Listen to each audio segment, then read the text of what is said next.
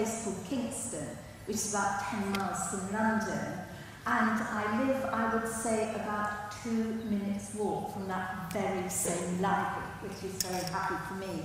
And not only do I still visit that library, but I have bought so many books that it's almost as if I have my own library where I live. I loved writing stories. I was being interviewed by one of the girls who's going to be the face of Birmingham's new library, Elise, who I think is here today, and she said to me, "How old were you when you realised you wanted to be a writer?" And I said, truthfully, 6. I knew I never wanted to be anything else at all. And then on Saturday afternoons, I'd sit at home and start writing a story.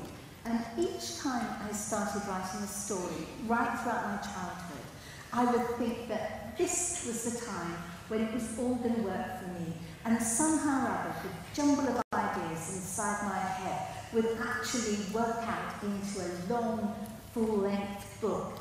And I think right throughout my childhood, I kept starting stories and never, ever finished them. My best writing goes into my books. I love writing books. When I was this young teenage girl up in Scotland, it was still my biggest ambition to get just one book published one day.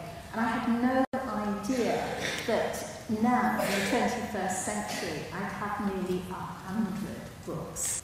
There's often one character in particular that springs to people's mind when my name is mentioned. Anybody got any ideas? Tracy Beaker. I have to tell the true story, and some of you possibly have heard it before, of how I got Tracy's name. I was deciding that I wanted to write a story about a fierce, bicycle girl in a children's home, desperate to be fostered. And I knew almost as I had that original idea that I wanted her to be called Tracy. It seemed a bouncy, modern sort of name. It just appealed to me.